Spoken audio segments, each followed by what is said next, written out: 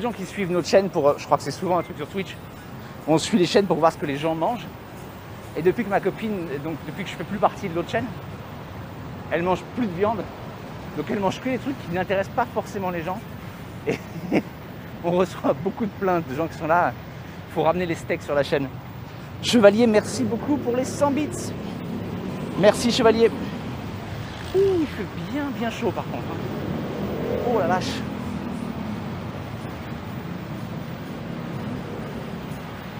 T'as bien raison Rose, c'est très bien. Moi je peux pas parce qu'en fait, malheureusement j'aime beaucoup la viande. Mais c'est bien, c'est mieux. Salut Zork. Zork.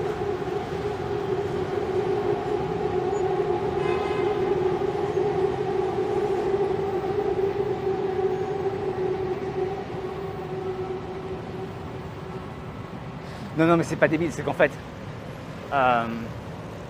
du moment où tu manges, c'est vrai, du moment où tu manges plus de viande, c'est pas débile, c'est juste qu'en fait c'est vrai que ça limite vachement sur ce que tu peux montrer en contenu bouffe.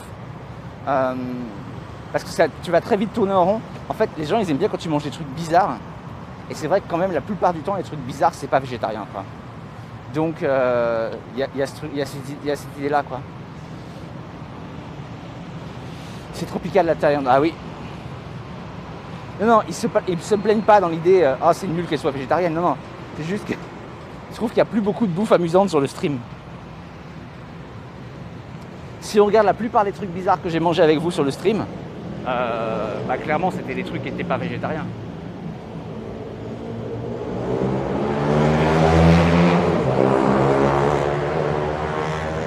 Mais après non, personne ne lui reproche d'être végétarienne, bien sûr. Eh bah écoutez, je suis déjà trempé de sueur. Ça fait une demi-heure qu'on stream. Ça s'annonce bien. Salut l'Italiana là. Attends, je vais dire ton nom correctement. L'Italiana. Salut. L'Italiana, elle prend l'avion dans une semaine et ensuite elle a une semaine de quarantaine. Oui, il y a beaucoup de végétariens parce que les bouddhistes, il y a beaucoup de végétariens bouddhistes.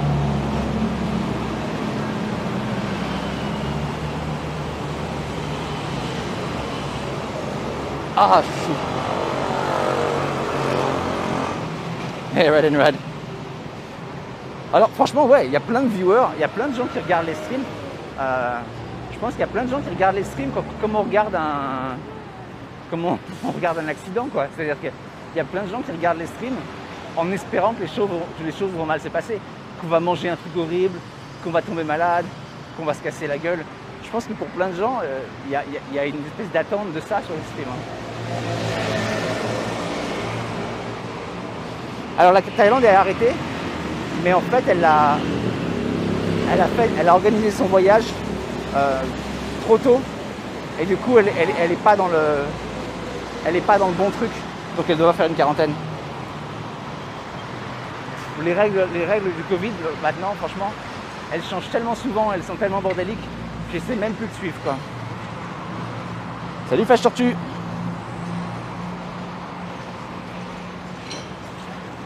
C'est le charme du live, ouais. Alors ce qui est dommage, c'est qu'il y a certaines chaînes derrière qui vont jouer là-dessus et qui vont en fait créer des faux événements. Mais en général, tu n'arrives pas à le faire beaucoup, hein, parce que tu le fais une fois, tu le fais deux fois, puis après les gens ils marchent plus, quoi.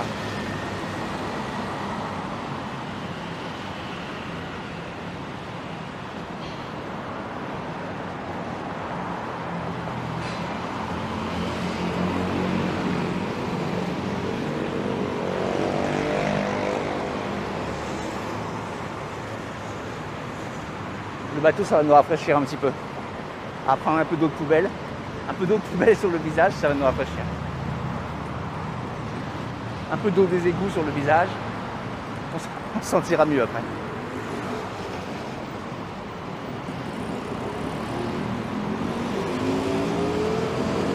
En fait, c'est le problème. Quand le stream irréel a commencé, il y a pas mal de chaînes qui ont joué là-dessus, qui ont commencé à créer des faux événements.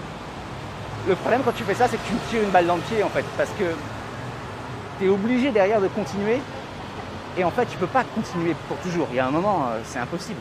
Parce qu'en plus il faut monter la barre, C'est comme les mecs qui avaient des chaînes de prank sur YouTube.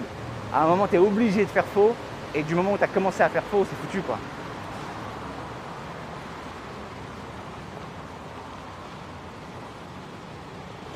Oui, j'ai vu ça, Chevalier, ouais.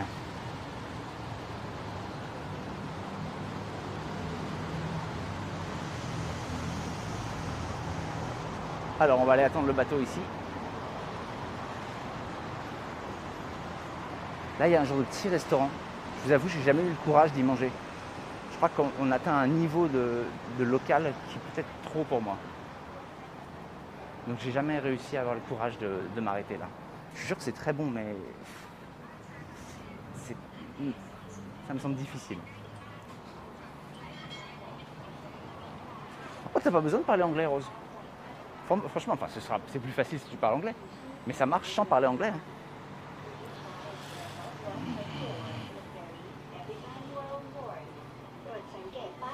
Trop de local tue le cabas. Surtout trop de local tue la flore intestinale. C'est surtout ça le problème. Mon souci, c'est surtout ça. Faut un traducteur? Bah, tu prends un traducteur sur ton téléphone, quoi. Oh putain, je transpire, c'est horrible. Bon, bah, on attend le bateau. J'espère qu'aujourd'hui il passera. Parce qu'on a eu 2-3 cas où le bateau ne passait pas. Avec un peu de chance, aujourd'hui il passe. Non, mais franchement, regarde, moi, mon père qui a beaucoup voyagé, il a voyagé en parlant vraiment pas un mot d'anglais, même pas bonjour. Bah, dessin, répéter, faire des signes, pointer sur les trucs. Bon, il est passé à côté de plein de choses, moi je pense. Lui, il disait que non, clairement. Et il a dû se faire arnaquer un paquet de fois aussi. Mais ça ne l'a pas empêché de voyager, quoi. Moins tu parles anglais, plus il faut être débrouillard. C'est clair que si tu n'es pas débrouillard et que tu ne parles pas anglais, c'est compliqué. Mais si le téléphone se décharge, bah, tu sais, tu as des trucs à avoir. Par exemple, quand tu voyages, quand tu es dans un endroit, tu gardes toujours avec toi la carte de ton hôtel, la petite carte de visite de ton hôtel. Ce qui veut dire que s'il se passe quoi que ce soit, tu n'as plus ton téléphone, tu n'as plus rien, tu donnes ça à un taxi, ça te ramène à ton hôtel. Voilà, déjà, rien que ça empêche la plupart des problèmes.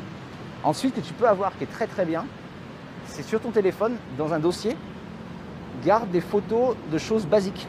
Genre dans un dossier de ton téléphone, tu mets les photos de toilettes, les photos d'une fourchette, les photos d'une bouteille d'eau, les photos d'un téléphone, les photos d'un ordinateur connecté à Internet. Et en fait, ça veut dire dès que tu auras besoin les photos d'un piment barré, par exemple, rien que ça, tu te mets 50 photos sur ton téléphone que tu peux présenter.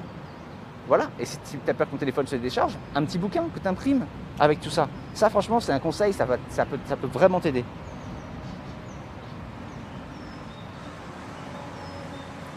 Bah ouais, j'ai trouvé ça vachement bien ce qu'elle faisait, ouais, qui était à Chiang Mai. Je trouve ça bien. Simple, pas de blagues inutiles, cool. En plus, intéressée par ce qu'elle voyait, tout ça. Donc, bah, j'espère qu'on aura la chance de la rencontrer, moi et Tallulah, quoi. Attendez, ça va faire un joli plan, ça.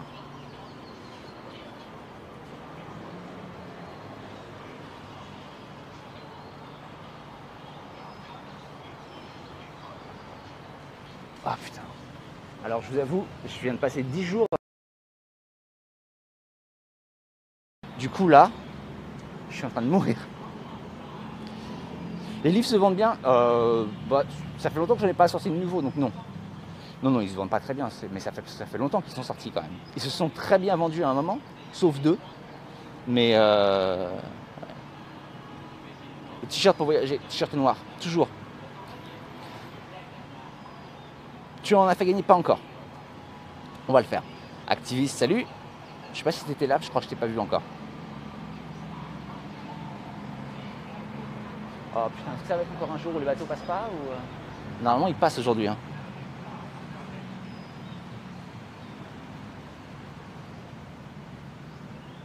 On va pas loin, mais à la nage, ça ferait un peu loin, quoi. Ou à pied, faut s'habituer à la chaleur.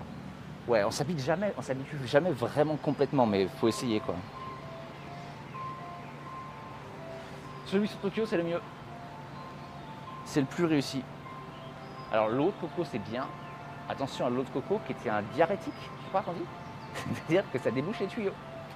Et que donc, du coup, dépendant de la sensibilité du tuyau, ça peut te flinguer une journée de voyage. Une noix de coco fraîche, ça peut être ta meilleure ou ta pire amie. Ça dépend. Par exemple, ma copine, elle adore ça. Moi, si je prends une noix de coco fraîche, je prends un jour d'RTT. C'est fini. Je peux rentrer, fermer l'hôtel, jeter la clé, mettre le petit signe Do Not Disturb. Voilà. J'ai 24-48 heures où je serai occupé.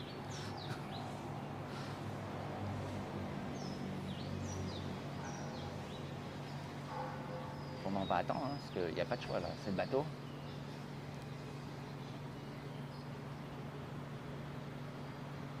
Bon, je vois des tailles qui attendent. Du coup, c'est bon signe quand les tailles attendent. Parce qu'en général, le bateau va passer. Quand c'est juste des touristes un peu perdus, alors on est mal.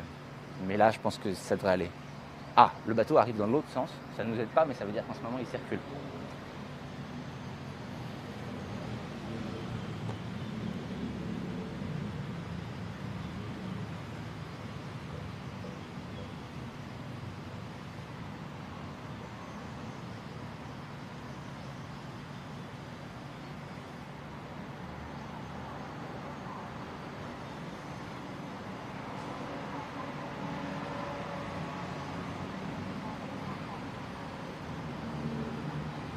Salut Salut idiosyncratique. Et merci pour le welcome back. Je suis très content d'être de retour. L'aloe vera, ouais, c'est bien. Pour les coups de soleil, c'est un miracle.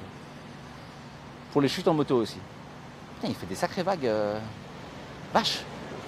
Mais c'est quoi cette vague? Bizarre.